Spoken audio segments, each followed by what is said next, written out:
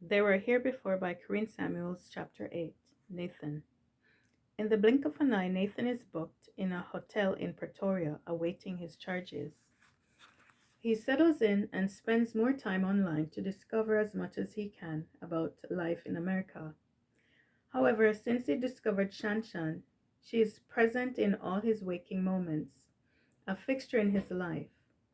Also, having time on his hands, he engrosses himself in the affairs of America, as he feels like this will help to make conversing with his guests more organic, as it is so easy to have misunderstandings and make assumptions when words mean different things to different people. After being online for some time, Nathan decides to grab some lunch. He was in the mood for biltong and some bunny chow.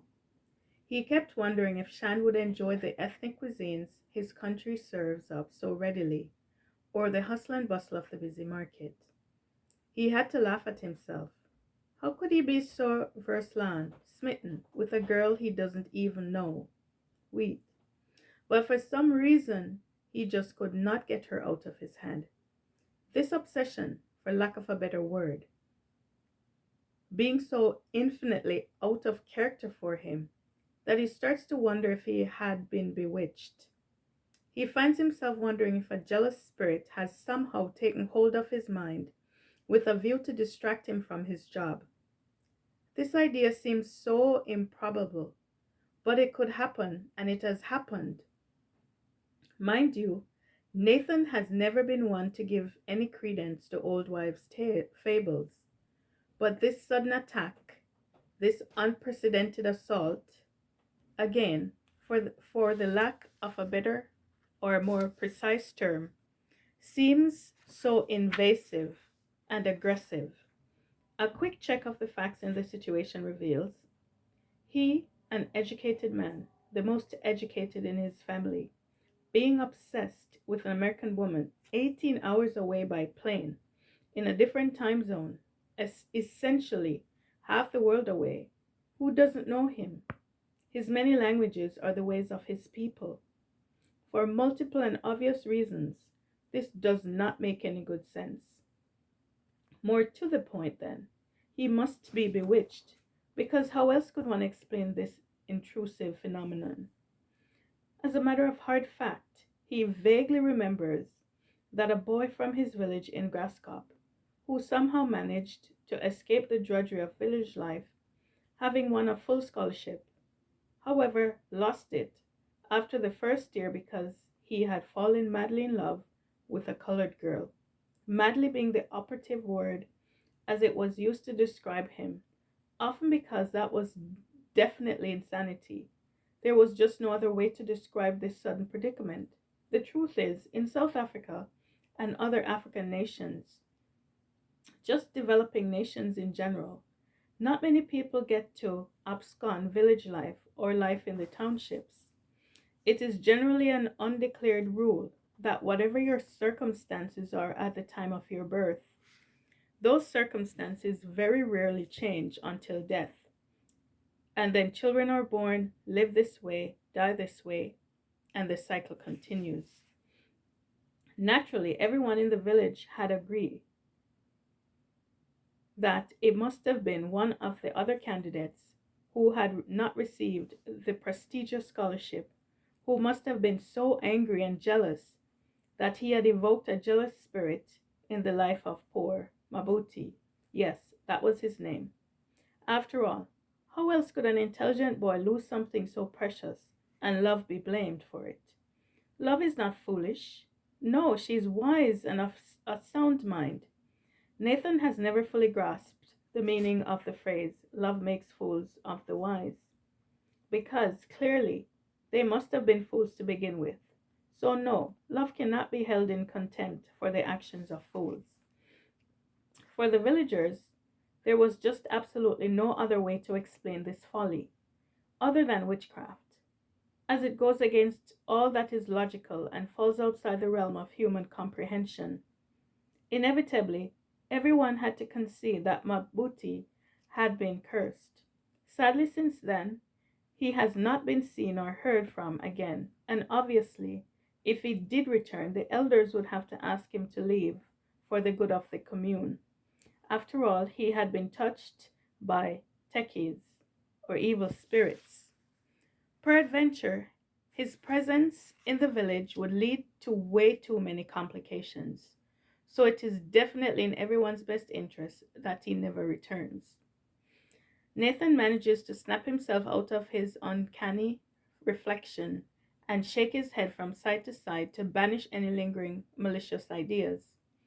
He then quickly surveils his immediate environs to see if there was anyone looking at him suspiciously, to somehow spot the source of his very vivid imaginings. But alas, there was no one that he was close enough to identify the mischief in his or her face. Again he shakes his head, to both quiet and reject any other forbidden notions seeking to lodge in his mind, to entrap him, give birth and multiply a cacophony of insanity. Because, after all, isn't that usually how insanity begins? With just a thought? Just when I thought I was losing it for sure, suddenly a face appears in front of me, and it pulls me out of my stupor.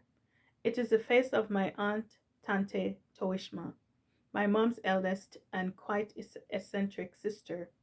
She looks at me in a peculiar way, then eventually figuring that I have not gone mad, tentatively says, Hayeta, by way of greeting. So I responded in kind, Hello, Tanti, how are you? San Bonani, Aunt Toishma declares. I am quite happy to hear that you're fine, Tanti. We make small talk for a while, which we both hate, but based on our surroundings, there is no room for anything more substantial. Of all my mom's siblings and relatives, I have always preferred Toishma because of her candor, her fortitude and strength of character. Lore has it in our family that she was once married to a man from a different clan, which is unusual in itself because our clan is exogamous. Exogamous, sorry, my apologies, who moved her to his village and treated her like a slave. On top of that, his village did not have a lot to offer in terms of scenery. The landscape was dry and consisted of mostly boulders and dried grass, which did not bode well with my aunt's personality.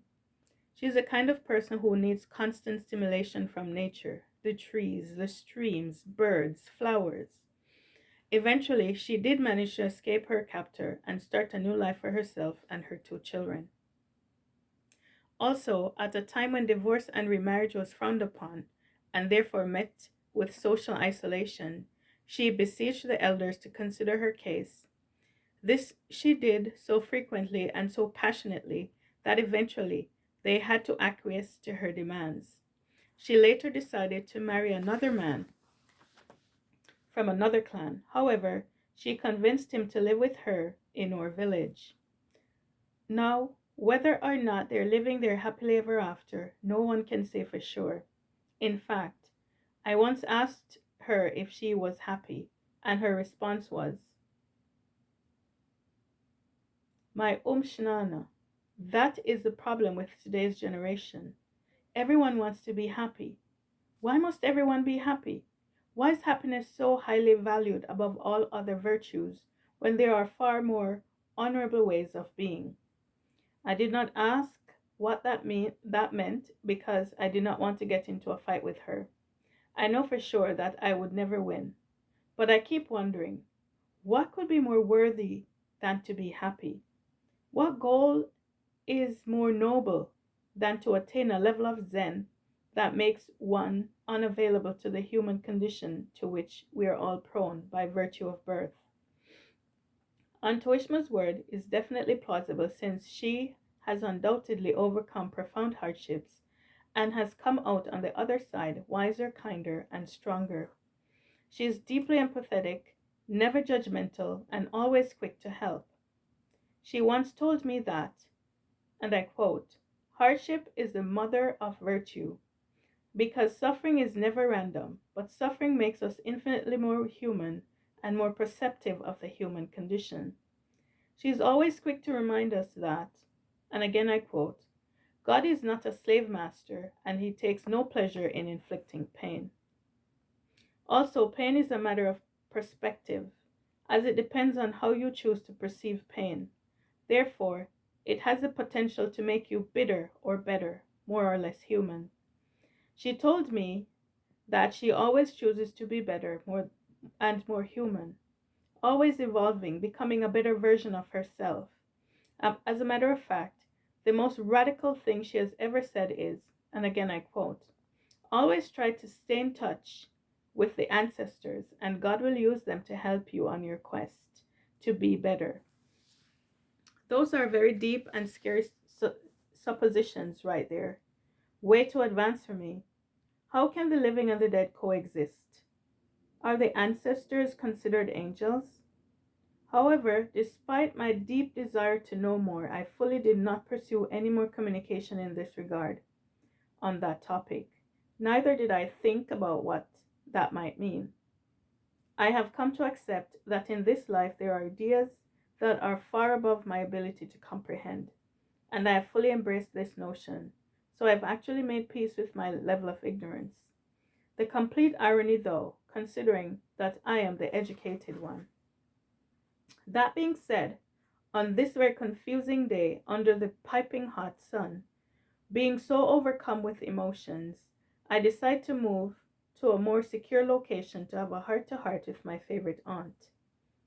Thankfully, she was in town today to do her weekly shopping because she had missed her ride the previous day and could not muster the energy for the 5 hours commute that she would have had to make otherwise. As she keeps saying, all things truly work together for good. This was a stroke of luck for me because I really need help and guidance in deciphering all these complex emotions. And who best to serve up some wisdom than my most trusted family member? I really needed to hear words of wisdom on a day like today.